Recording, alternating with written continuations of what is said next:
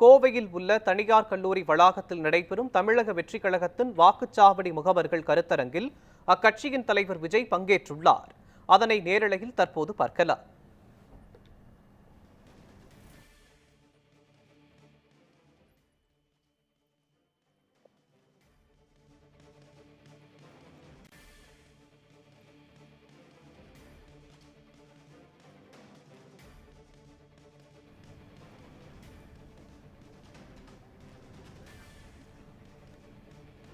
தமிழக வெற்றிக் கழகத்தின் வாக்குச்சாவடி முகவர்கள் கருத்தரங்கு தற்போது கோவையில் நடைபெறவிருக்கிறது. இதில் பங்கேற்பதற்காக தமிழக வெற்றிக் கழகத்தின் தலைவர் விஜய் கோவைக்கு வருகை தந்து கருத்தரங்கில் பங்கேற்றிருக்கிறார். இது தொடர்பான முழுமையான விவரங்களை வழங்குவதற்காக நமது செய்தியாளர் பிரசாந்த் இணைப்பில் இணைகிறார். பிரசாந்த், இது தொடர்பான முழுமையான விவரங்களை பதிவு பண்ணுங்க. மோகன், தமிழக வெற்றி கழகத்தினுடைய பூத் கமிட்டி முகவர்கள் கூட்டத்திற்காக 2 நாள் பயண திட்டமாக கோவை வந்திருக்கிறார் தாவேக தலைவர் விஜய். காலையில் சிறப்பு விமானம் மூலமாக கோவை வந்த விஜய் அவர்களுக்கு தாவேகாவுடைய தொண்டர்கள் உற்சாக வரவேற்பு அளித்தார்கள்.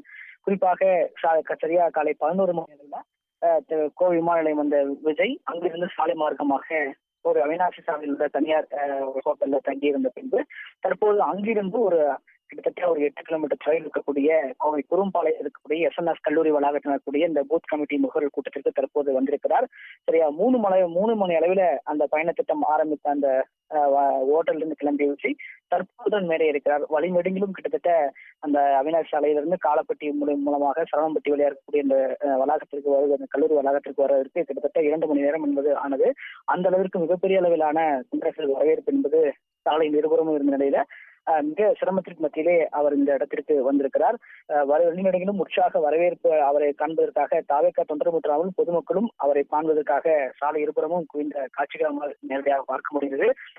சரியாக இந்த கல்லூரி வளாகத்திற்கு முன்பே உள்ளே செல்லும் முன்பு தள்ளுமுடி ஏற்பட்டு அந்த கல்லூரி வளாகத்துடைய கேட்டை உடைத்துக் கொண்டு தாவேகா தொண்டர்கள் பலரும் உள்ளே புகழக்கூடிய காட்சிகளாக பார்க்க முடிந்தது.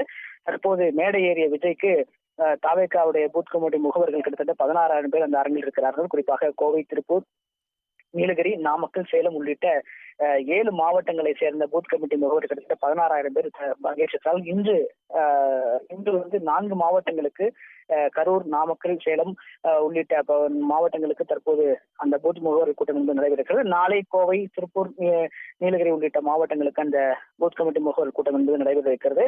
இந்த கூட்டத்தில் வருகின்ற 2026 தேர்தலை மையப்படுத்தி எப்படி கட்சி பணியாற்ற வேண்டும், குறிப்பாக எப்படி வாக்காளர்கள் தன்னுடைய தாவேகா தொண்டர்களை எப்படி மற்ற வாக்காளர்களை மற்ற கட்சியினரின் தாவேக்களை இணைக்க அழைப்பது, எப்படி பூத் கமிட்டியில் என்ன மாதிரியான பணிகளை செய்ய வேண்டும், மக்களை கருவதற்கான என்ன மாதிரியான விஷயங்கள் நமக்கு எடுத்து செல்ல வேண்டும், குறிப்பாக தாவேக்கோடைய கொள்கைகள், நம்முடைய திட்டமிடல் என்ன இருக்கிறது, ஏற்கனவே அதிமுக திமுக கட்சிகள் ஆட்சியில் அமர்ந்த பொழுது என்ன மாதிரியான திட்டங்கள் மக்களுக்கு செய்ய தவறிவிட்டார்கள், அவர்கள் செய்த விஷயங்கள் மக்களுக்கு கொண்டு செல்ல வேண்டும், தமிழகத்தில் கூடிய பிரச்சனைகளை மையப்படுத்தி வாக்காளர்களை தாவேகாவுக்கு வாக்களிப்பதற்கான முயற்சிகள் இருப்பதற்கான பயிற்சிகள் எல்லாம் வழங்கப்பட இருக்கிறது. கிட்டத்தட்ட கடந்த வருடம் கட்சியை ஆரம்பித்து விக்கிரவாண்டியில் மிகப்பெரிய அளவிலான ஒரு பொதுக்கூட்டத்தை நடத்திய பின்பு அதற்கு பிறகு சமீபத்தில் பொதுக்குழுவையும் கூட்டி முதல் முறையாக தாவேகா அந்த பூத் கமிட்டி கூட்டத்தை அதுவும் குறிப்பாக மேற்கு மாவட்டம் என்பது மிக முக்கியமான மாவட்டம். குறிப்பாக இந்த பகுதியிலே அதிமுக திமுக வலுவாக தொகுதிகளை கைப்பற்றி மிக வலுவாக இருக்கிறார்கள். ஒவ்வொரு கட்சிகளும் மிகப்பெரிய வாக்கு வங்கி வைத்திருக்கிறது. குறிப்பாக பாஜகவுக்கும் இந்த வாக்கு சதவீதம் என்பது இங்கு இருக்கிறது.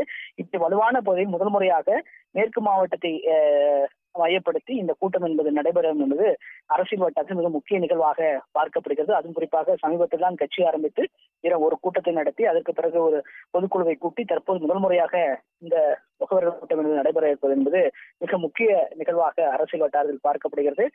முதல் முறையாக அதுவும் கட்சி ரசிகர்களை பூத் கமிட்டி கட்சியினராக மாற்றி அதற்கு பிறகு ஒரு பூத் கமிட்டியிலிருந்து எப்படி செயல்பட வேண்டும், பல்வேறு படிநிலைகளை அவருக்கு அறிவுறுத்தும் விதமாகவும் அவர்களுக்கு பல்வேறு விதங்களில் பயிற்சி அளிப்பதற்கான முக்கியமான ஒரு கூட்டமாக இந்த முகவர்கள் கூட்டம் என்பது.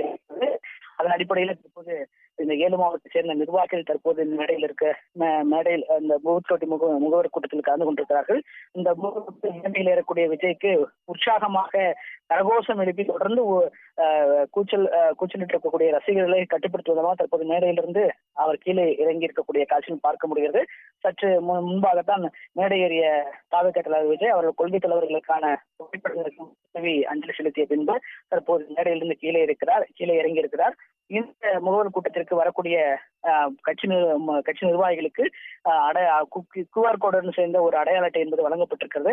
அவர்கள் மட்டுமே தான் உள்ளே அனுமதிக்கப்படும் என்று தெரிவித்த நிலையில கட்டுக்கடங்காத கூட்டத்தையும் மீறி தற்போது இங்க இருக்கக்கூடிய ரசிகர்களும் சரி, அதே போல பொதுமக்களும் பலரும் முண்டியடித்து அந்த வளாகத்தில் செல்வதனால் இந்த பகுதி என்பது தாவேகா தொண்டர்புனாலும் பொதுமக்களும் அவரை காண்பதற்கான ஒரு பெரிய ஒரு நிகழ்வாக இந்த இடத்தில் அரங்கேறி இருக்கிறது நம்மால் பார்க்க முடியாது.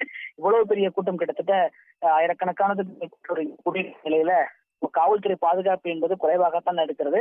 எனவே முண்டியடித்து போக்குவரத்தும் சீரமைக்க முடியாத ஒரு சூழல் என்பது நிலவி இருக்கிறதை நம்மால் களத்திலிருந்து பார்க்க முடிகிறது.